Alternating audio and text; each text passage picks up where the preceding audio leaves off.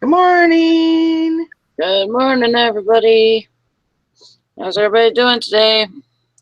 It's Wednesday, the 21st of December.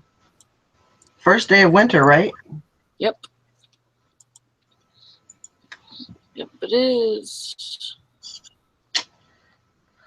It's supposed to be in the high 40s today. Wow. Wonder if we're supposed to be warmer too. I'll have to look. I'm like, score. Yeah. I love that.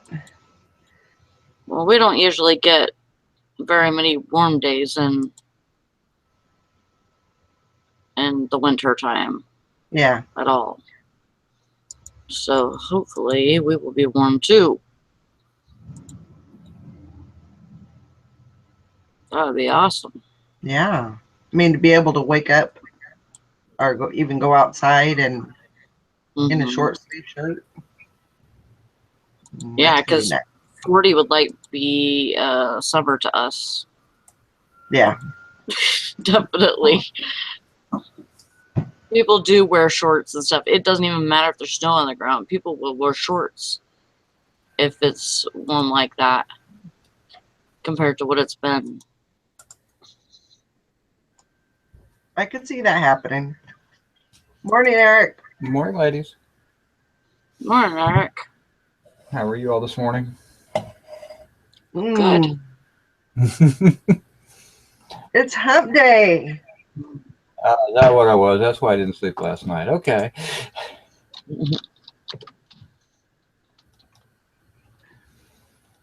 Mm. I didn't sleep. No, I don't. I have days where I don't sleep, so Yeah. the byproduct of getting old and having issues. Yeah. Did you ever find your monkey in a spaceship? Nope. What's amazing is I put it out there on the Alabama Pickers and the Thrifting Board, which has like 18,000 members, and nobody's got nothing. Wow. Yeah, it was a little bit tough. I figured somebody at least spoke Japanese, but And actually, I might be able to ask my son to look at it and see if he can figure it out because he's all into anime and stuff. So, maybe that would work. I don't know. I mean, I'm trying to figure out where it could have come from. It's not a touristy one. Whereas, like, I that big lot that I bought them all in, there was some tourist ones from Mount Fuji and Tokyo Airport and stuff like that. Yeah. So I was kind of going. The touristy ones are more of a black velvety material with really nice, elaborate colors on them. Hmm. And this is more like a turn left here type of thing. I mean, Yeah. it's nothing special, nothing fancy. Right. I don't even know what it could be. And I've tried several different translators. I tried to use the Google Translate on I downloaded a Google Translate on my phone, which is really kind of cool. Is if you hold it above it and it actually kind of throws out some information about what it could be. Yeah. And nothing ever made any sense on it. So It's crazy. it is, but I mean, it's not a huge deal. I hate listing things when I don't have a clue what they are, and I don't want Yeah. to because I've been, we've all done that where you list something and it sells instantaneously, and you went, "Oops." Yeah. Happy with my price, but I'm sure I gave that one away. So Yep. and Done and that before. I give good value on my stuff. I don't mind doing that, but I also don't like to give away, large amounts of value.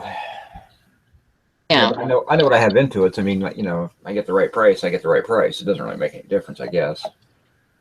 I'd only planned on getting about $30 for it to begin with in my planning, so I'm going to see if I can maybe double that. But Well, even because You're learning something at the same time. I have echo. Yeah. You gotta go. No, I said I have echo. Oh, You're learning something, so if you don't learn anything from that, you kind of feel like you missed out a little bit, you know? yeah. I've learned many times not to buy T-shirts again, not to buy. There's some things you just learn not to buy, and I mean, but I want to know what that is. If I ever see that again, I'm going to know what it is at that point. Well, yeah. Oh. Right. Did you guys have any decent sales overnight? Hell no. I wish I would have. Sold like 3 things this morning for like $70, but that's been it so far. I've got three AWOL non-payers so Yeah, far. one from yesterday for non-payer. But I had 2 $7 sales yesterday, and that was it. And then the non-payer, which was a $15, which would kill me. He made an offer and I accepted it, and then he doesn't pay. Yeah. I hate that. That's the one that drives me absolutely bananas. Right? Yeah. You make it. If you don't want it anymore, just send me a cancellation and I'll cancel it. I don't really care. Right. One gal sent me a message. She said, "Oh, I'll pay him Friday or Saturday." I'm like, okay. And I've actually had people in the past send me an email before they buy and said, I'd like to buy this now, but I'm not going to be able to pay you for 2 weeks. And I'm like, okay, you contacted me, not a problem. I'll turn off unpaid, pay unpaid buyer's assistance, and I'll let it sit there for 2 weeks, and then just all I ask is that you send me an email, let me know you're still interested, you still want it, and then on Friday or the day before, usually I'll invoice you, and then you can pay me when you get the chance, and then I know you're into it, and you get great feedback because you're really helping a buyer out at that time. They find something they just don't have the money for it, but I don't do it often. But if they ask me, sure, why not? A sale's a sale. yeah. But just don't make me if you're going to make me an offer, I'm going to assume that you know what you're doing and that you want to buy it at that point. Right. Yeah, she had made an offer. I think it was $6 or something, and that's why, and that's kind of absurd too, that it's such a small amount. Yeah. I think the total was $10.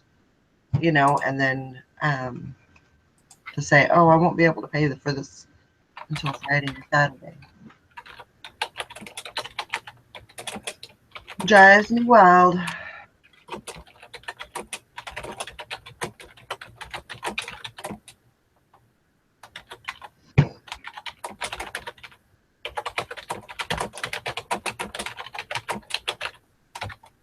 Yeah, I got a little bit done yesterday. I got nothing done yesterday. I did list. You what? I did do some listings yesterday, but other than that, I didn't get anything done I wanted to get done. So, are you smoking a Sally in the listing challenge now? Right now I've got 20. Now you're beating me. 20 listed. Sally. She's afraid to come on and tell us how many she's got listed. You're on mute, honey. So you're talking to myself. I have 21, I think. Good for you. Good. I have 11. 21. So. That's pretty good, though. Yeah, I noticed the pile behind her has gotten a little shorter. I haven't even listed any of that crap. Oh, okay. Then it's falling off to the backside then. I know. No. You don't even see this pile right here. Oh, if I could show you my hidden piles. In front of me on the desk, and I did get my new tape in. Did you? I mean, and it's a little yellower than I would have been happy with, but it was much better than the Eco Swift. And this is called Seal Plate. So you can kind of see the name. Huh. Right. But it does stick very well. So. Do you not think that eBay tape sticks very well? I've never had eBay tape. Oh. I see, I have it, and it does really well for me. Oh, some people I was about it. I think maybe when they first brought it out is when you saw most of those complaints, and I think they might have made it, and it had sat for a long time before they rolled this whole project out. And so those first, because I haven't really heard any complaints about it in a long time. Yeah. So I'm thinking maybe it was a function of just that first batch of tape they made. You know, my problem with the EcoSwift tape was it was coming out of their Ohio warehouse, and both orders came out of the same warehouse. And I thought I was getting it from their Utah warehouses, which is where their main facility is. But when I ordered it, I wanted it from Ohio because that's where I live. It's a lot faster. And then when I got the replacement, I thought, oh, maybe I'll get the replacement out of the other place. But I think they've just got some old tape in that warehouse, and they don't want to deal with it. Yeah, probably. Yeah. And for most people who just want to order a quick order tape, it probably does just fine for what they want. But I mean, I'm shipping packages all over the world. I want good tape. Right. Yeah, I mean, if you're happy with it, I don't see a problem with it. But I would be pissed too if I specifically went through a certain company and they sent me that crap. I would be mad.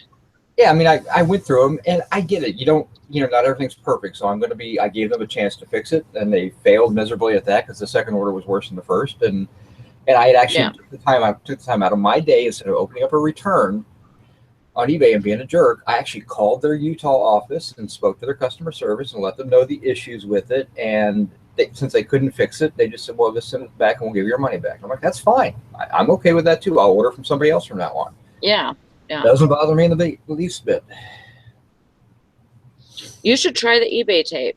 I think you would like it. They charge too much for it, even though I know it's kind of free on your coupon and everything. But yeah, I got 36 rolls, and so I'm set for a little while.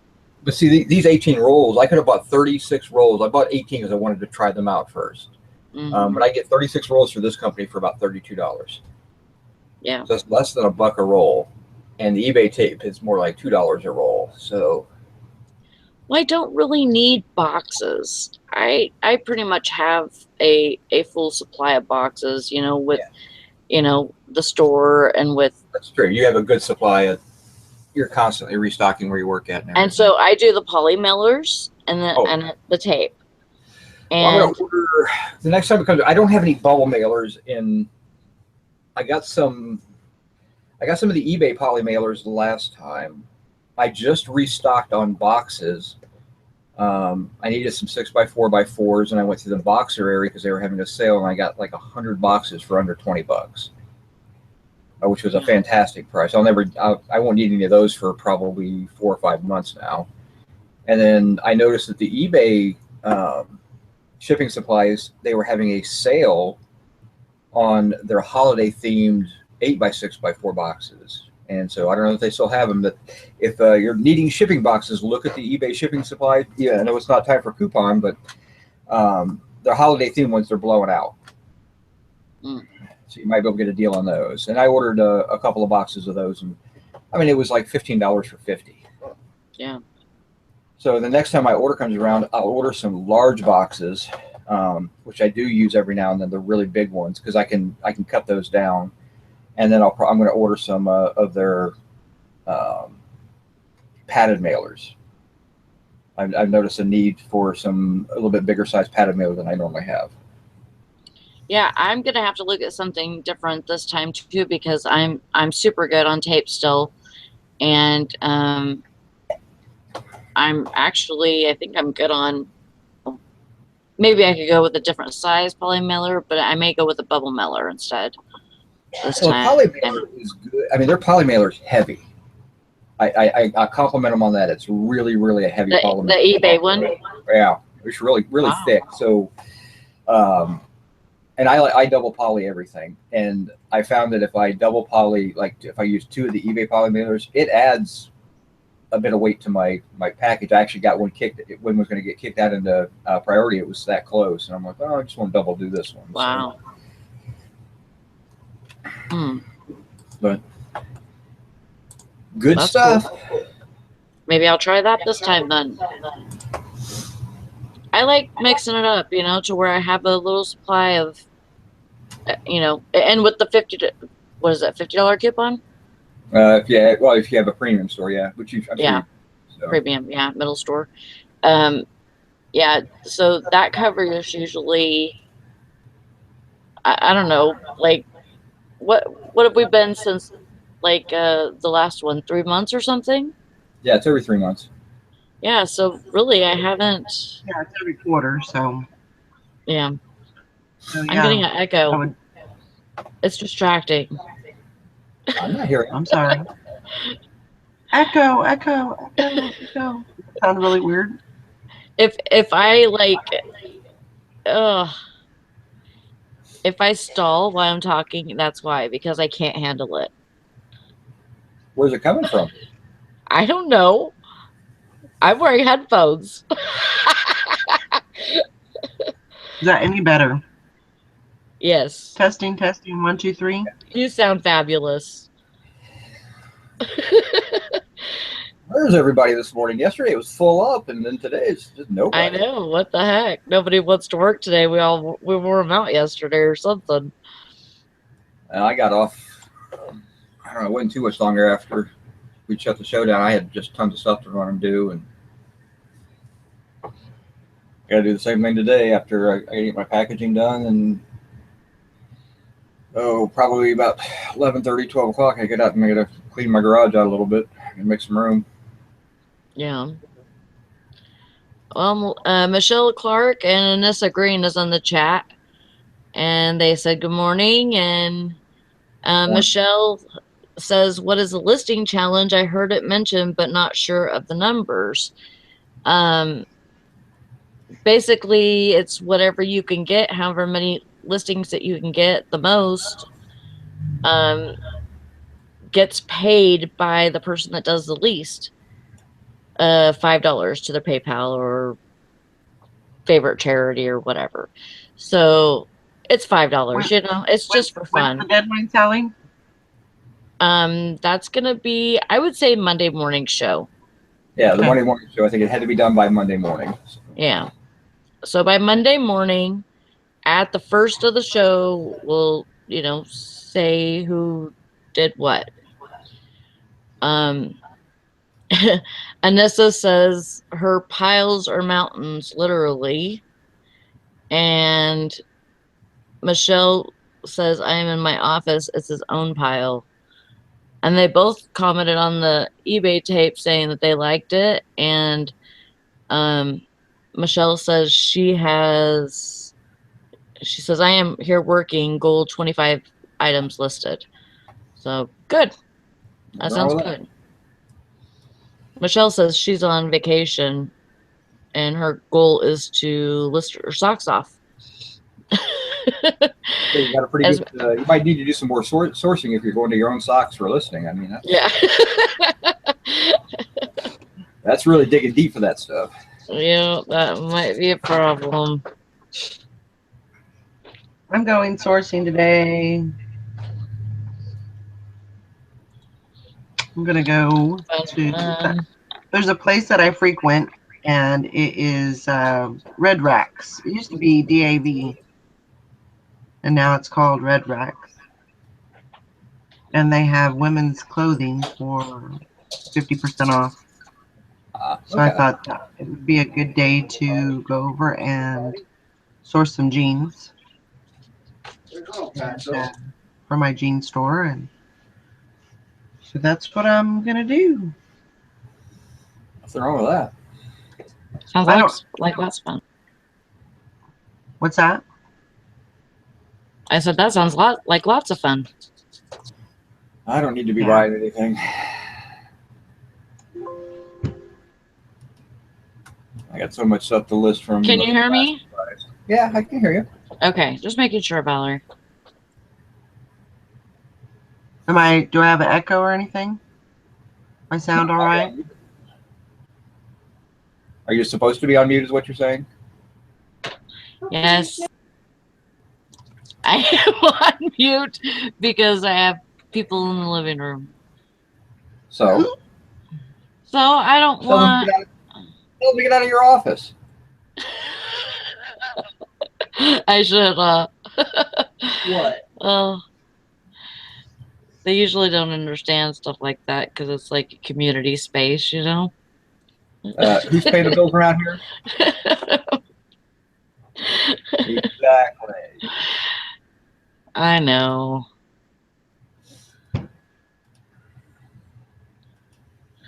I just Well, don't want they're the in a dogs to go off barking and, hurt everybody's ears. Oh, those are my not a dogs. big deal. It's life. I know it. What happens? Anissa says, sourcing today too. Our Salvation Army has half off all colors, but one on all clothes and shoes. Taking my almost 20-year-old daughter with two, she is thrilled. Not. It's hard My to. daughters would be thrilled. Yeah, my daughter loves going to the thrift store, so But I mean, when you grow up going to the thrift store to buy just regular clothing for them for school and stuff like that, they learn that there's nothing wrong with that. There's no stigma to thrift store clothing. It's just clothing. I mean, all used clothing is just one wash. All your new clothing is one wash away from being a used clothing item. Mm-hmm. True. Put it that way. So, But I used to not like thrift stores at all. I thought that everything had a smell. I was very particular about what I would, wear secondhanded. I was very picky, I guess, and I wasn't raised like that at all, which is weird. But I just thought, well, you if find I can, out. Valerie, was she raised like that? Well, I mean, I think that the kids, my siblings, both of my sisters, they had to experiment, or they had to experiment with the, what am I trying to say? Hand-me-downs. Mm-hmm. They had a lot of my hand-me-downs. Oh, that's true. And Sally being older didn't have that problem. So shut the fuck up, Eric. But that's the thing. And then I did also. I got hand-me-downs from cousins and and things like that. So, but I don't even think that I knew really about thrift shopping. I thought it was a bunch of old people's clothes, or like the polyester stuff that 80-year-old down the block used to wear. Yeah, to me, it Just never connected it. just had a smell, and I just thought it was a bunch of stuff from old people. Yeah. That's the way I looked at it.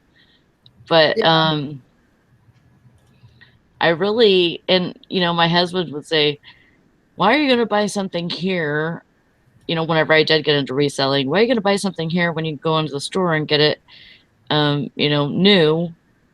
And I'm like, because this is like recycling. That was my excuse. It's like we're recyclers, we reuse things that people have thrown away. And if we're not reusing it, we're selling it to somebody who can reuse it. So, yeah, I mean, ultimately that's what an eBay person is. I mean, you think about how many times you have a broken appliance that somebody on eBay has broken apart and sold all the pieces to keep other ones from being trashed. Yep. Landfill. This is the ultimate we profit off of recycling, sure, but if somebody didn't do it, it would just, most of the stuff would end up in landfill or shredded and redone. And I mean, who knows where it ends up at. Do we pick the best? Hopefully we try to pick the best stuff out so that, we save the good stuff and the other stuff can go away. But yeah. It's just kind of what we like to do. Yeah, that's how I felt about it, whenever I first started. But it really took a lot for me to get, to be able to go into the thrift stores and not have to worry about, it smelling a certain way, or kind of getting over that. I had to put it back in my mind. And I don't know, I was in a thrift store in Pennsylvania, and I'm trying to remember where it was at. It was right. I was making a trip down to where I used to live to pick up my stepson, and it was where 79 and 70 meet. There's a little town there, and the name escapes me. But I actually walked in, and they actually had giant washing machines and dryers, and they were washing every bit of clothing before it hit the sales floor. It was. I mean, everybody knows the thrift store smell, and that just comes from clothes that just are sitting there. People hopefully they washed them before they donated, but not always. But for the most part, most of the time, it's just a lot of clothing going in and out of the building, and older stuff, and that's just the way it is. But that place smelled so great because everything was perfectly laundered. It just and those machines were going constantly, so that fresh laundry smell whenever you walked in the door, it was really, really pretty cool, and had good prices on everything. I was like, that's kind of the way I wish it would really work, is they would launder everything, then they would probably get a higher price for their clothing too, or it would move faster at least. Yeah, to me, I guess I just didn't see how neat things could be. Whenever it was secondhand, I would think it was trash for the longest time. And so whenever I started finding all these cool things from my childhood, I'm like, oh my God, no wonder people do this. Yeah, well, for me, it was I went to thrift stores when I was a kid because it was a need. You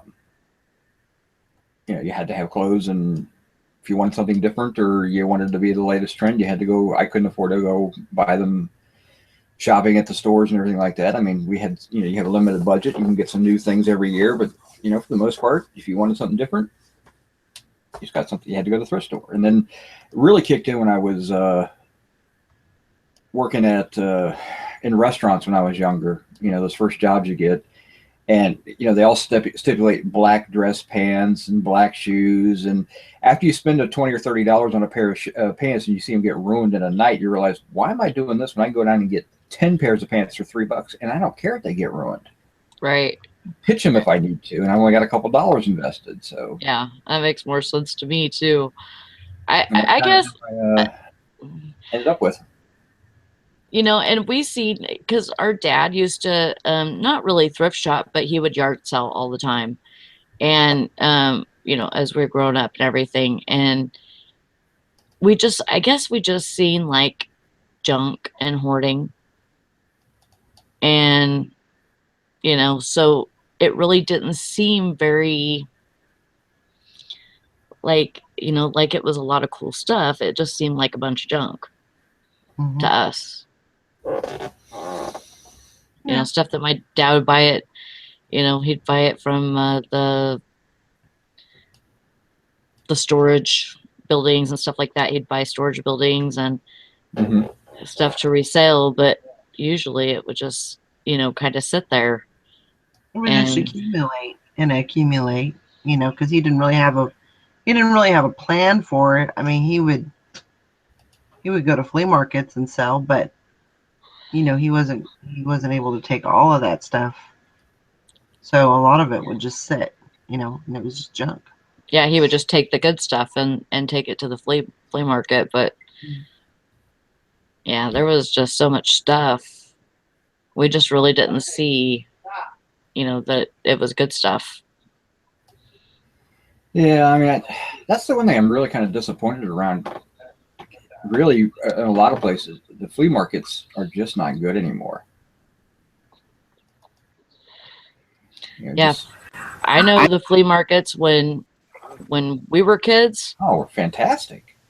Well, kind of, because we were in California, and mostly it was a lot of people selling stuff from China. It was basically a Dollar Tree store. Yeah, see, that's what they turned into out here. And the one I used to work at, or I take my stuff to in Inwood, West Virginia, was not like that. I mean, it was one of those ones where you literally, yes, they had like a row that had a bunch. The guys had their banana boxes out of all the typical Chinese stuff and the fake stuff. But for the most part, it was you find a spot, you pull up to it, you unload it, you set up. They already had tables ready there. About an hour into the flea market, the guy would walk around, he'd collect $10 from you, and that would be it. That's how they do it, and it was $10 a day, and first come, first serve. Wow. Yeah, I don't think I really had eyes for anything that was secondhand at that time. All the time growing up, I just didn't have eyes for secondhand stuff. It's weird to realize that now, but I always had because my mom always took me to. We went to auctions when I was younger, and yeah, see, I wasn't around any of that. my I mean, my dad would do that all by himself. oh no, my mom. Well, my dad was in the military, and then after they got divorced, my mom didn't get remarried. They didn't get back with anybody until I was well out of the house. So Yeah. Morning, Sherilyn. Good morning. I'm listening to you guys talk about stinky clothes. go to breathe. Oh yeah. Yeah, we get anti-allergen. Ah. That way customers don't complain that they're having allergy attacks because the smell goes away. Yeah. I hang my clothes, spray them down. Unless they're really filthy, then I wash them.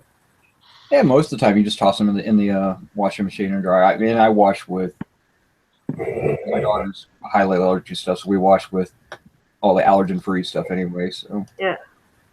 Well, I wash it was just that smell in the thrift store. It's like in the thrift store. It's kind of like, and it's probably a dumb analogy, but it's kind of like a nursing home. Mm-hmm. You have a nursing home that, for some reason, it just smells like urine, and there's probably urine somewhere, but it just. I remember a lot of those clothes come from somebody passed away, and the kids don't want to wash them, or the wife doesn't want to wash them. They bag them up and they ship them over there. Yeah. I'm guilty.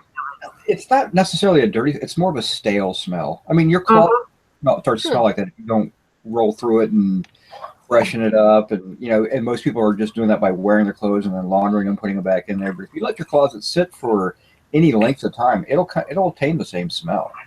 And I remember that's how my grandparents' house smelled, was like that stale smell. Yeah. It didn't smell like cleaners or anything, even though I know my grandma cleaned because she did everything, but it just had that stale smell. Mm-hmm. Like plastic on couches. Kind of, I don't know. I don't know, but maybe I because I remember smells, and smells are connected to memories for me. And well, my problem with plastic couches wasn't so much the smell or anything; it was the fact that you sat on a pair of shorts, you'd stand up and leave some skin. I don't know how to explain it. And then did you have the plastic runners with the little sharp pointy ends on one side? Yep. Part of the good room, the room you weren't supposed to be in. There, you know what? It wasn't even like that. Not in our families. There's no way they can get around that. I remember the crunchy sugar-based doilies. Somebody would make doilies and then dip them in sugar water and form them and let them dry like that. Yeah. The dog used to always take them and chew them. Yeah, nowadays they use starch. Mm-hmm. And spray starch. Yeah. My ex-wife does it at least. Sugar water. But I'm guilty of sending clothes to Goodwill without washing them. All my husbands are just packed into bags and often, so they all smell medicinal. They had a medicinal smell to them. Yeah.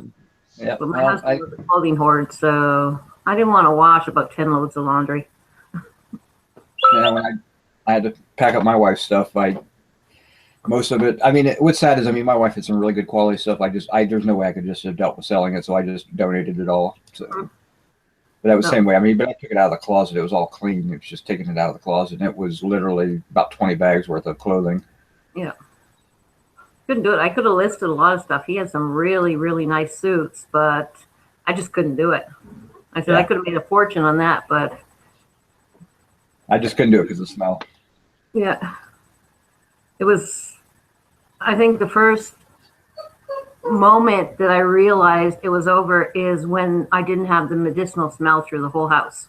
And the oxygen beeping every 20 seconds because of it running low or something. And that smell was gone. I said, it's not there anymore. I walk in the house and you don't get that overpowering medicinal smell. Yeah, well, I didn't donate mine until we were getting ready to move, and so we're packing up, and so that was like one of the last things I had to pack up was my bedroom, and I'm like, okay, I can't. It doesn't make any sense to move this stuff. I just need to move it and donate it right now, and that way I didn't have to deal with it when I moved to the new place. Yeah.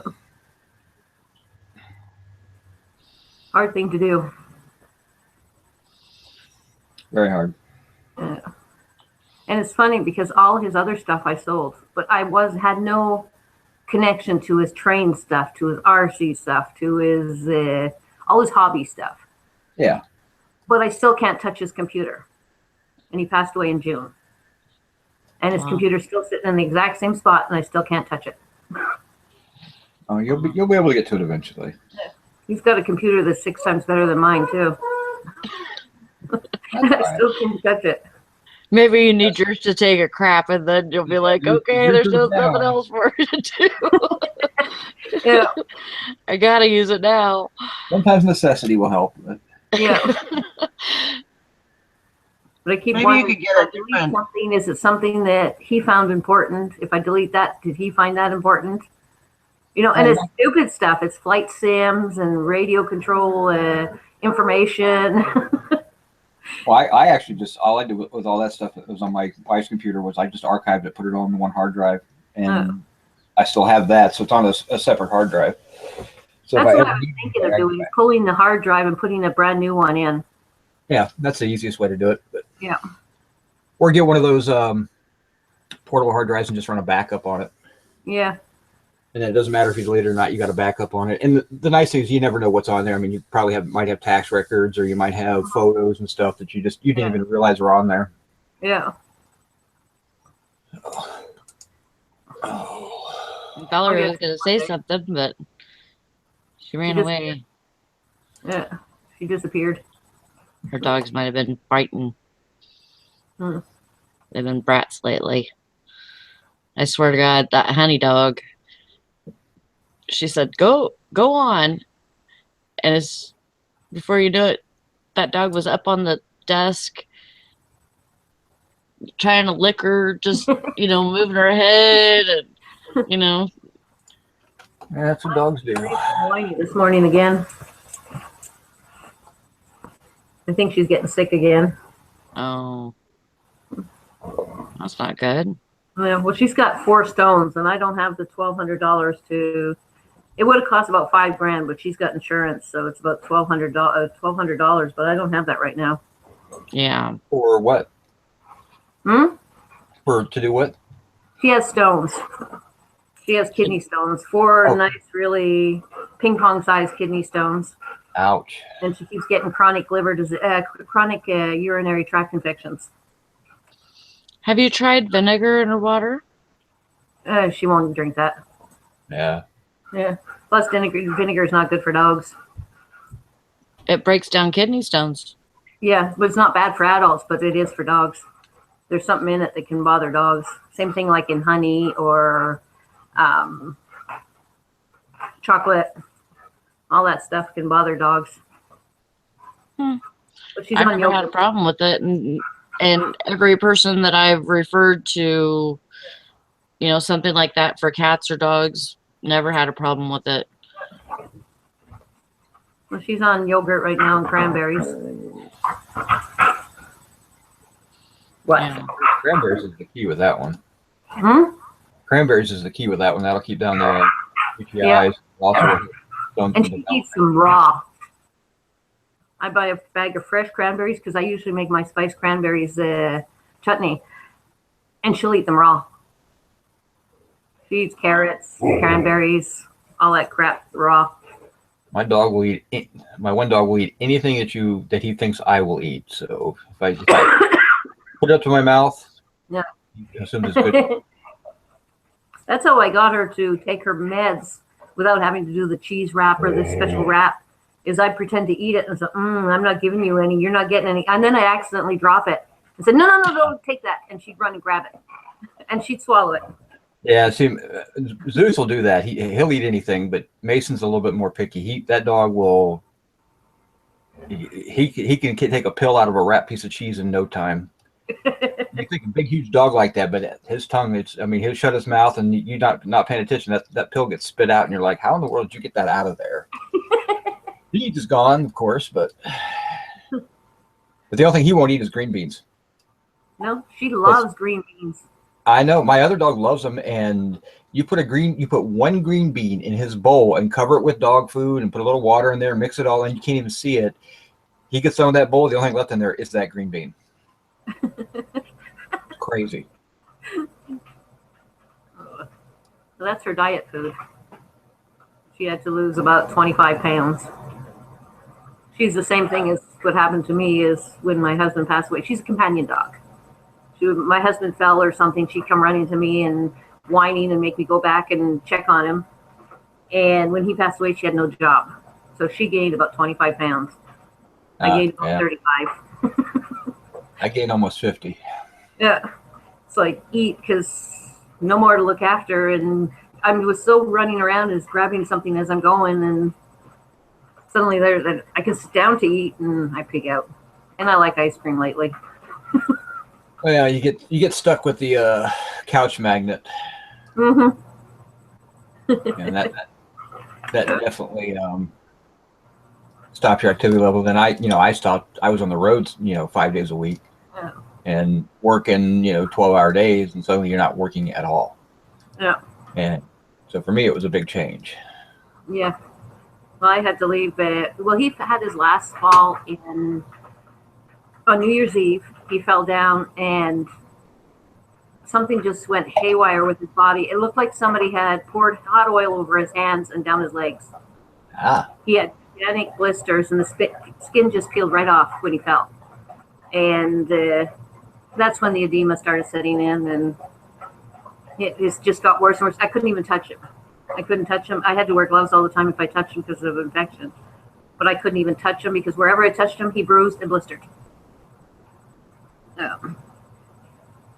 I think the worst part is when I had to call 911 and they started treating me like I was abusing him because of the edema. He couldn't wear any pants.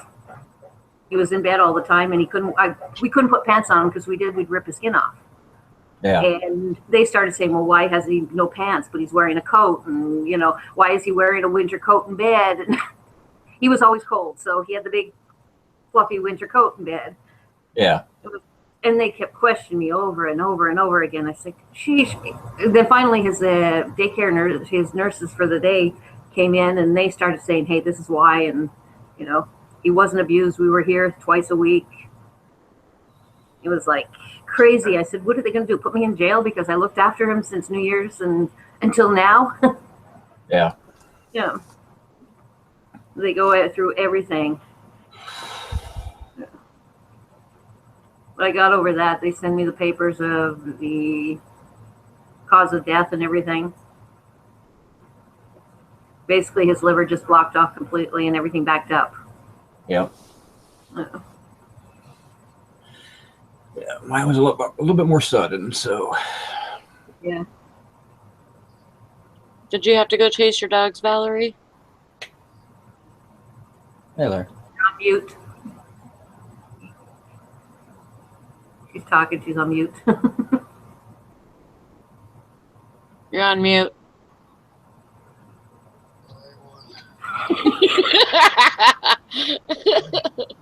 The moment when they realize. Yeah, you pulled a Sally. Come on. It's too early in the morning. No, I had to go get a drink. Oh. Oh, good idea. I had to get my sweet coffee. I'm going to go fix another coffee. Sweet tea fix. In the morning for that. Come on. Had to get a drink. Awesome. Scotch on the rocks. Sweet tea on the rocks. Does the body good. That's my coffee for. I haven't been making coffee here because Okay. it takes about 4 hours to brew 10 cups. My coffee pot is done. How about you just need to Sally, clean it you need to go over I to have. with white Salvation vinegar? Army and pick up a new coffee maker for I know. $4. Have I you know. vinegared it out? Yes, I put vinegar in it and cleaned it out, and it's not running any better. Oh. Thrift stores. What I see a lot in thrift stores right now is Craig's. Don't know why, but I think people are buying the 2.0 and sending away the other ones because 2.0 you can make a full coffee pot too. Yeah, for the 2.0, you have to buy the 2.0 cups. Yep. I don't mind. I love the 2.0. That's what I have. But I got it. I worked at Walmart, so if you work Thanksgiving or Black Friday, you got a 25% discount coupon. So that's what I bought mine. Whoa. Yeah, Wait a I'll minute. probably just get something that's been used Mm-hmm. Did you and be change? done with it. I've been going to my store and buying coffee and putting it in this big thermos that I have, and it's only 98 cents to fill it up, so Yeah. can't go wrong there. Oh, okay.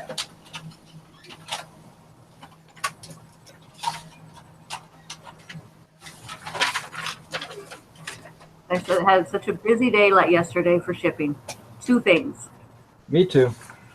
Didn't I say Saturday, watch Tuesday be crap because I didn't list anything? I listed 11 things yesterday and made 3 sales. Of course, none of the things I listed, but that's okay. Yeah. I still got one unpaid person. So. I don't have any shipping to do, which is pretty rare. Yeah, but you Man, gotta remember this is the time of the year when they're not really shopping online because they can't get it before Christmas, so they're going. Well, if you go Okay. to Yeah, we got to get it If you in go- town. But if you go to clothing or thrift stores, check the puffer vests. Those are selling for me like crazy. Puffer vests and summer clothes. I got to list a bunch of bathing suits. Yeah, I have a lot of bathing suits and shorts to list too. I got lucky. Couldn't find the tag on it. I looked everywhere. Found this one yesterday it was 50% off, $250. It cost me $250. It's a reversible. They're usually in the pockets.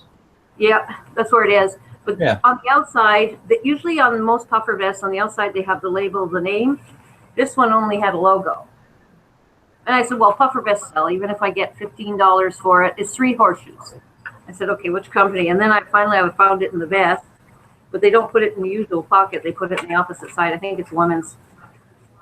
And it's Aratari or something. It sells $50. Yeah, reversible jackets. They put the tags in the Ariat. pockets. So. Yeah, it's an Ariat, and it sells $50. And all that. Right. Yeah, that was a nice Are pickup. you out buying? Yesterday. You're not supposed to be buying. You're supposed to be selling. Remember, you're moving here soon. Yeah, I know, but I try to pick up. I've got nothing much to list. My retirement pile is almost empty, and I've still got 2.5 months to go before I close my stores. So how are you going to get everything sold? Are you just going to donate what's left at the time? What I'm doing is the first week of March, I'm putting everything 75% off, and make sure it has shipping on it because it's going to be really crappy low prices. Yeah. And I'm going to do that for 2 weeks, and then the second week of March, I'm taking everything down, having this gigantic, enormous garage sale, selling what I can there, and then the rest Goodwill. Okay. Oh. How long is it going to take you to restart once you get, settled in? Probably about a couple months. But I'm going to look for a job first. There's a lot of jobs open up in there. I'm going to start working, start building my inventory when my stores are running enough to pay my rent and everything else. then I will. Unless I win this stupid case against Emerson and they finally respond, then I'll have my pension, my husband's pension, and I can use that to live for about 6 months while I build myself up. Okay. Now, I plan everything in advance. I've been planning since when I decided in October. I decided that's it. I decided I want to go home, especially now with a new great grandbaby coming. I want to be there. Yeah, that makes sense. I mean, your family's there, so. Yeah, and I'm going to have a new great grandbaby, so I want to be there for that. Make me a great grandma. Ugh. But she's staying in school, so. But she's in university.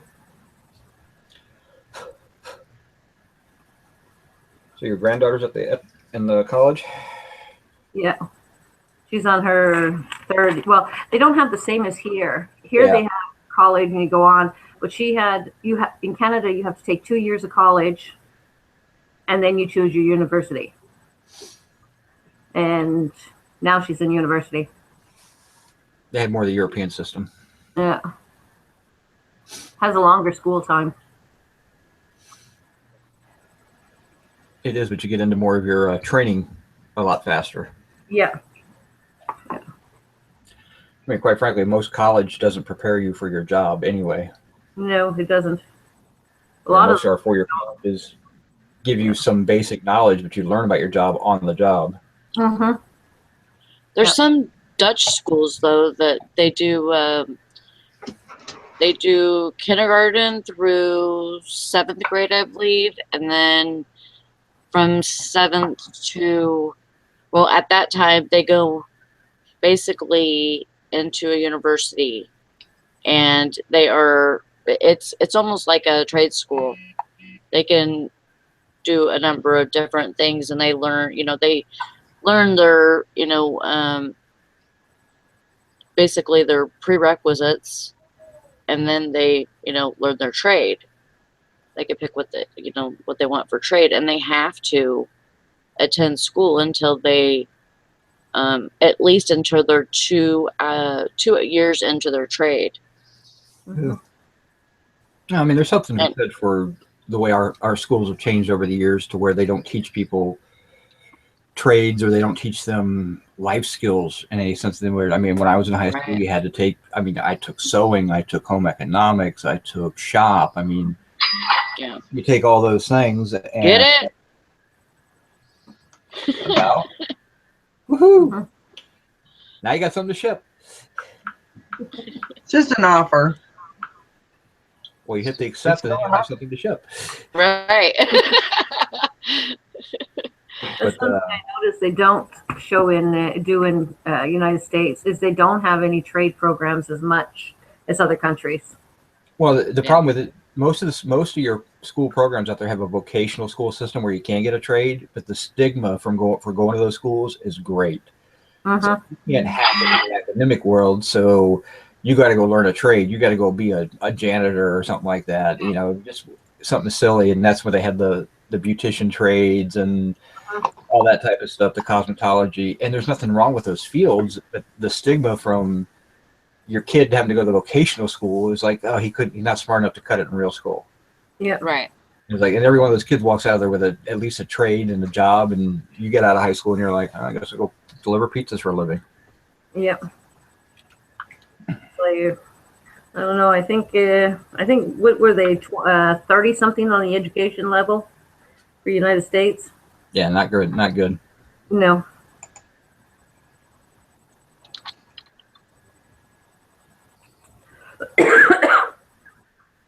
I mean, I remember taking accounting and personal finance and business math and all that stuff in high school, and I don't think they even offer most of that stuff. Now, they do get into the higher maths now that they're doing math now in 7th and 8th grade that I didn't do until high school, but that's calculus and all that type of stuff. And I'm like, okay, not that many people need calculus once they get out of high school. Yeah. Right. We even had to learn to write a check, balance our books. We learned basic bookkeeping. Yeah. That's the type of stuff they need to turn. I mean, because nowadays, I don't even think most kids don't even know how to write a check. Nope. They don't even know how to write. They print everything. Mhm. Yeah, now they're getting away from Cursive in cursives. school anymore. Cursive is not mandatory. I even had to take when they took my business class. We even learned how to write a resume. Yep. Yep.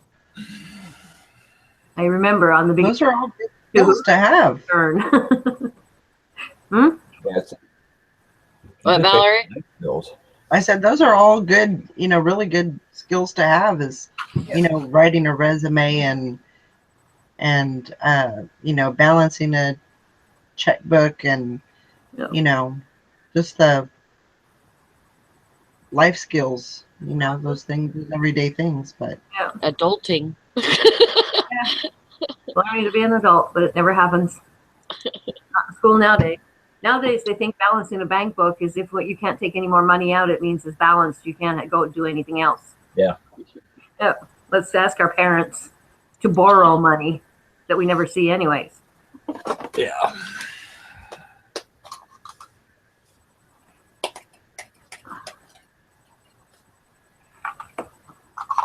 I moved out of my house when I was 18 and I haven't been back. I had to borrow money twice from my parents for both very wild, extenuating circumstances, and that's it. Yeah. That's in 32 years. I bought my first house when I was 22. Paid cash. Paid $15,000 for a fallen down house. My daughter owns it now, and she's selling it for $290,000. It's a matter of putting the work into it and getting it back up. Yeah. Well, when we first bought it, we put $35,000 into it. New floors, dug the basement out, and where we were living, it wasn't just dirt you were digging out of the basement. Now the basement was 4 feet high. We had to bring it down to 9 feet so we can pour the concrete. Yeah. It was pure clay. I mean, pure clay. You could have gone and sent a bunch of potters down there, and they could have made stuff. And we were digging that out. We had the conveyor belt going out the back window, which was an enormous window, and going out there. We were wetting our shovels, shoveling it onto the thing, wetting our shovels, shoveling it. And at the end, they were scraping it off. Yep. It was bad. But we did it. Turned a little cottage-type house into a 7-bedroom house. Oh. A lot of work, though. But now my daughter's selling it. That's always nice when you can own a house free and clear. Yep.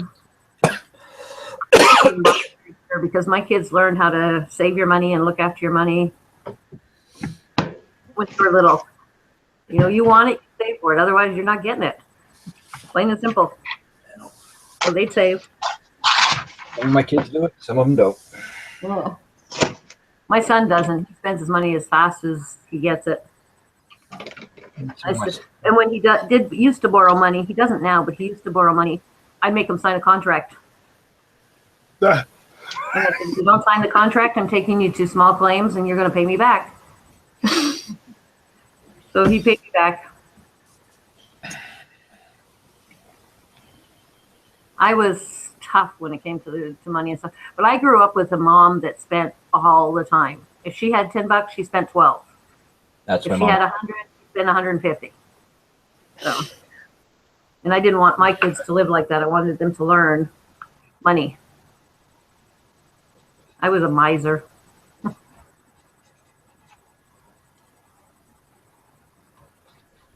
So how were your sales yesterday, Cheryl? I had 2, but I didn't list on Saturday. So 48 hours later, what happens? Sales drop. It's the usual. But not low dollar ones. I had one was a higher dollar one. It was one of the vests that I had. That's correct. I had 2 sales, but they were the exact same thing. It's kind of weird. What'd you sell?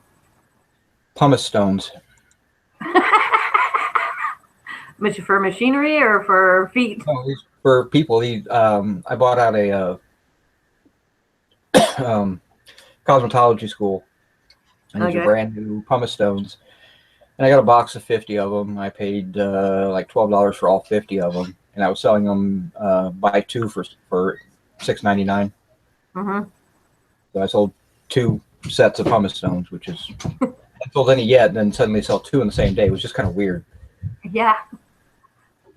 But I mean, I'm lower than anybody else in the market, and yeah, they cost me $2.60 to ship. I make $4 on each sale. You know, Yeah.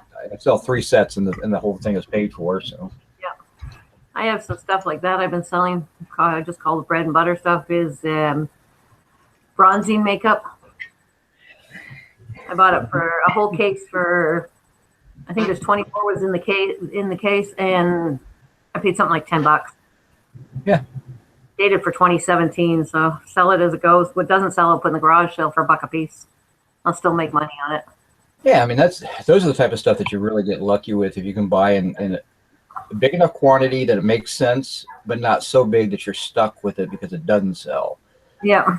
You know, or you're close dated or something like that. I mean, it just makes so much more sense to buy that with one listing, and as it sells, you grab it out of the box. I mean, the pumice bone box, there's 50 of them in the box, is about like that big. Yeah. I mean, there's nothing to it, and you know, if I sell them all, I'll make I'll profit $125.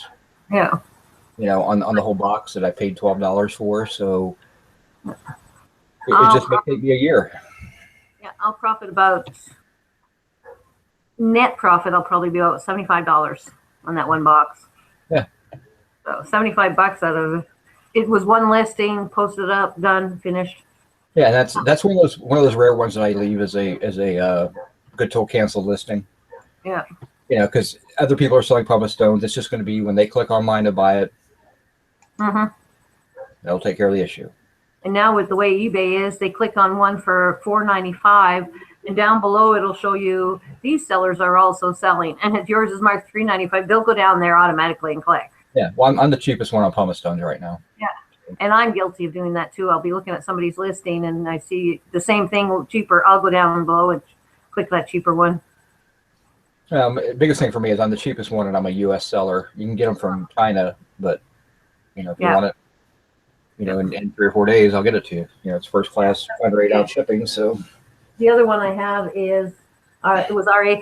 Scott came by. Scott Silky came by for RA, and he passed Wentzville. He said, "But there's nothing in that damn store." No, it's on my shelf.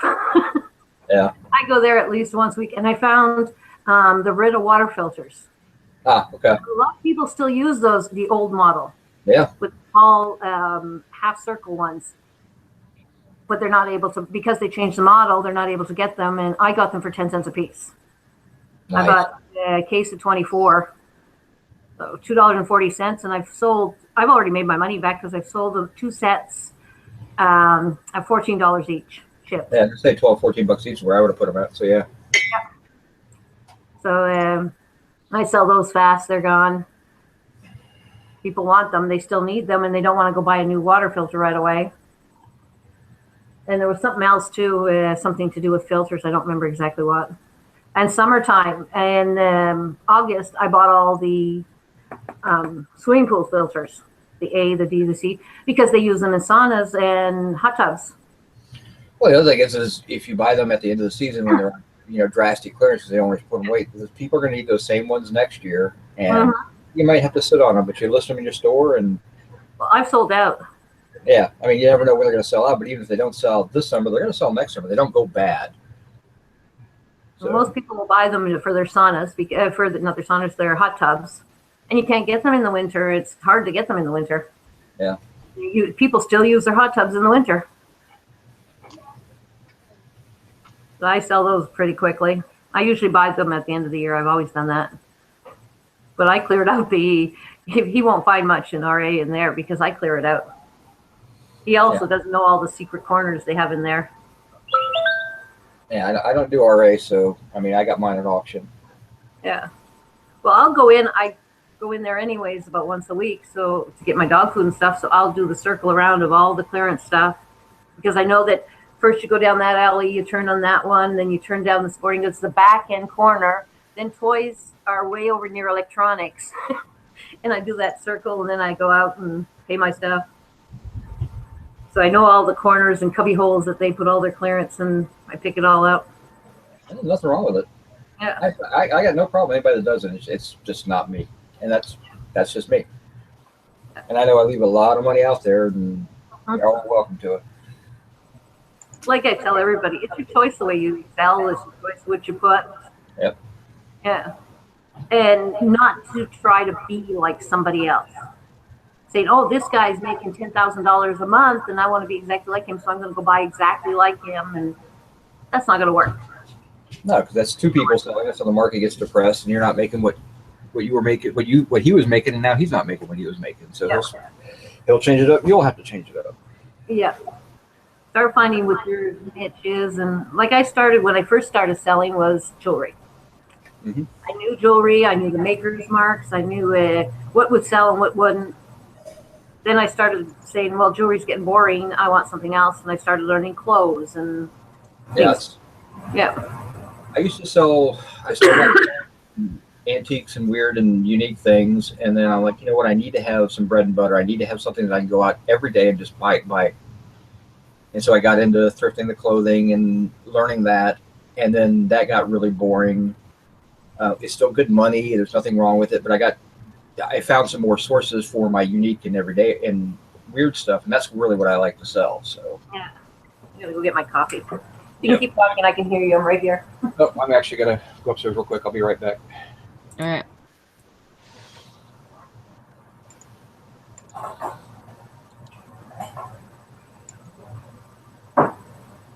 Sally, so you go back to work tomorrow? Yeah, tomorrow night. Man, that went by quick. I know. It always does.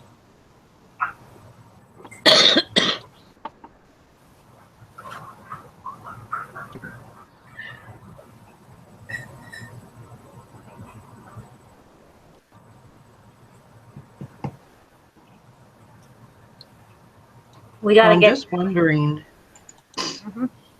if I'm gonna go to. I'm gonna go to over where the store that I'm planning on going to. It is about 50 miles away. I'm just wondering if I should attempt to go sourcing at other stores, or if I should just stick to the store that has 50% off. I do other stores. As long as the prices are reasonable, Mm-hmm. you know, and you only buy the jeans, then Yeah. you should be okay. Yeah. And the puffer vests. Don't forget the puffer vests. Right now, most thrift stores, they have them between $2 and $5. Just Check out a puffer bag. Huh? Puffer vests. That's what they call them. They're the old down-filled and cotton-filled vests that you wear on the slopes and stuff with no sleeves. Oh, okay. They sell. You can even the cheap ones you can get $25 for. So check them out. Say, I got one I never wear. Yep, we'll put it up. Sell it.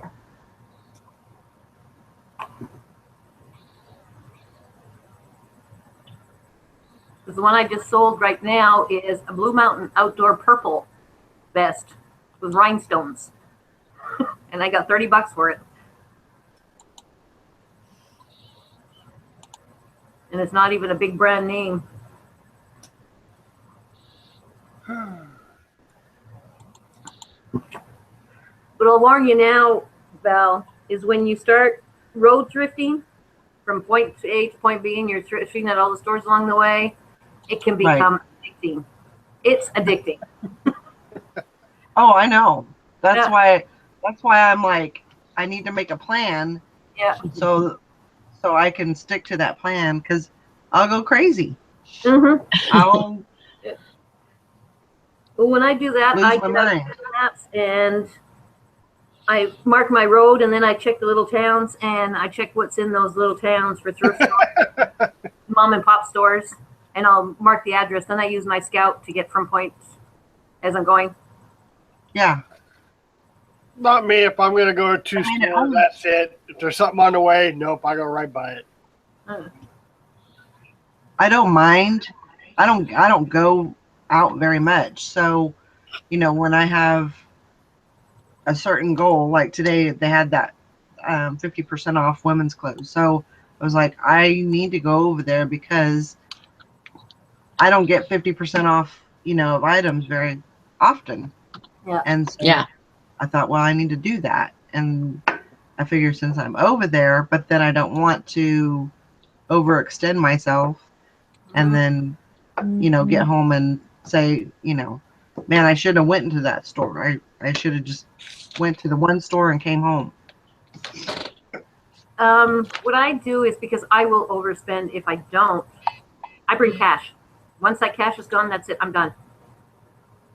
I pick it. Like if I say I have $200 level, that's it. Once the cash is done, I'm done. I back off. I say can't go any more stores.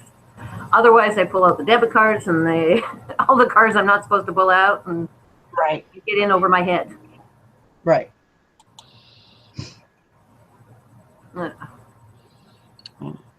Makes sense. And if you're doing a good 50 miles, check road signs too. I found one of the places I found that little hidey hole I told you about that you can find, they got some weird junk in there. Because I seen a road sign for a thrift store, God's Goodwill open, and they had the hours on there. So I said, oh, okay, I'm going to just go stop in. And I found I think I spent $80 there. And I've already sold everything. Well, it's been about 3 months, but I sold everything. I made about $600. Huh. Yeah. And that's just a hidey hole. Because the guy, I look at him, how much is this? He said, give me $1.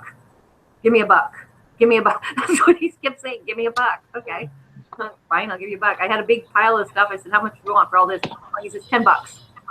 So that's the type of stores you got to find.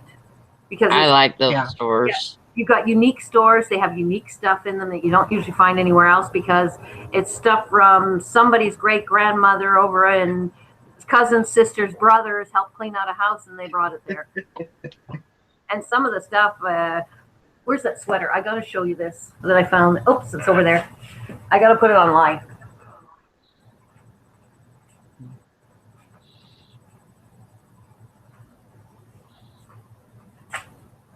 See, I have to wash it.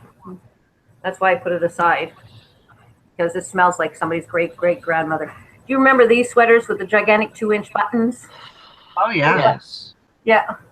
I got it in there for 50 cents. But I have to wash it.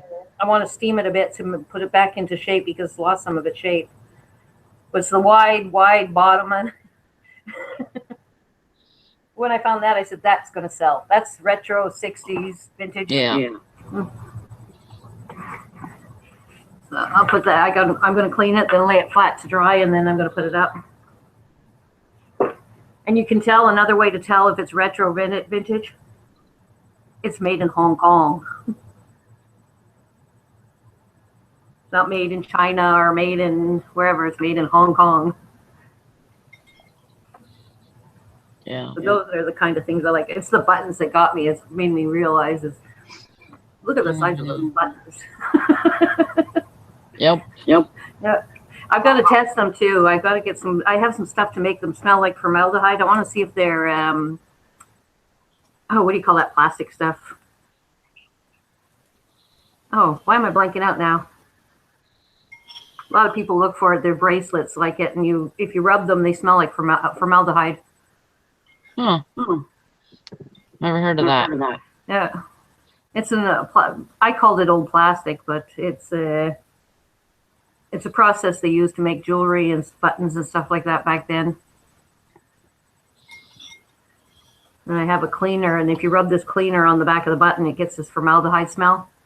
That's how you know it. That's what it is. But for some reason, I've sold a lot of it, and I can't remember it. I'll remember later. I always do.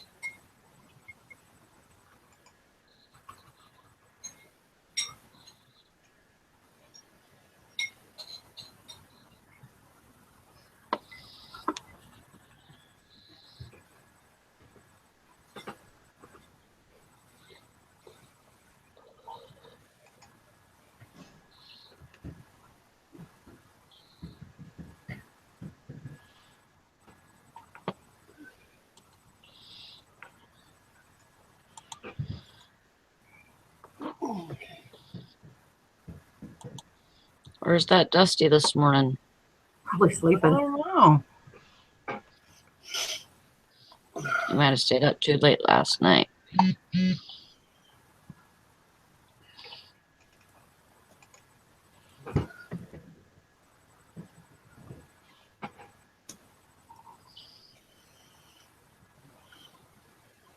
I need more sleep. I'll get it one day. While I'm driving back to Canada, I'll finally doze off.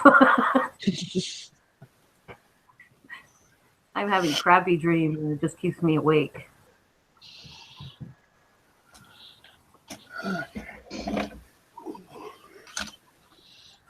Yeah, I think I need to start setting a limit as far as how late I'm staying up. Yeah. Because I'm usually getting about 3 to 4 hours of sleep on average. Yeah. That's what I'm doing. It's not good. Bakelite is what I was trying to remember. You get vintage Bakelite. But I'll have dreams. It's just weird, stupid dreams. And I wake up and then I can't fall back to sleep.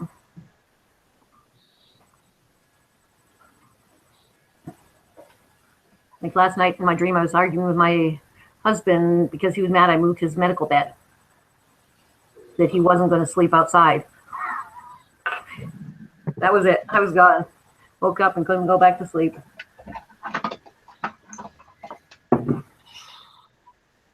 But I think it's because it's getting close to his birthday.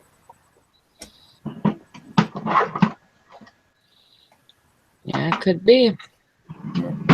December, he was a Christmas baby.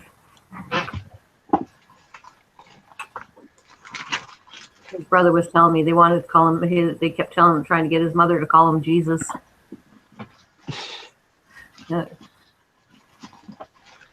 Yeah. His mother decided in the end she'd go halfway. She called him Noel for his middle name. She said she did not want to have her son running around named Jesus. Yeah. Well, she could have changed it to Jesus. Yeah. In Kentucky, it wouldn't work too well. That's one bad place for people that are very close knit. I had a problem. I had people, I didn't go to church. And Paducah was the Bible Belt of all Bible belts. There's 29,000 people and there's over 120 churches. Wow. Yeah. I would walk down the street with my husband. People would grab me on the shoulders and say, Jesus loves you. You've got to come to church. Jesus. I'm freaking out. I said, this is a crazy person. I am moving back. And then my husband said, oh, she goes to church. It's just not around here. She goes to Mayfield. I didn't go to church.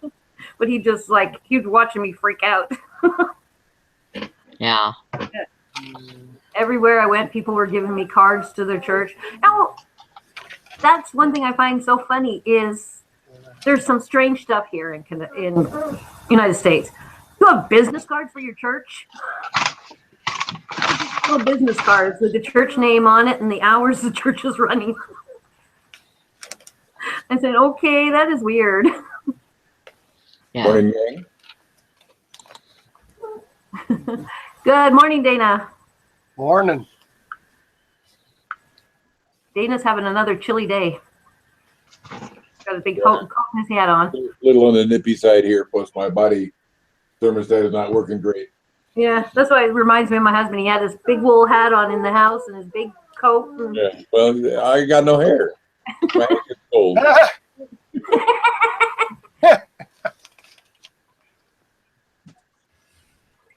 I have to use somebody else's hair.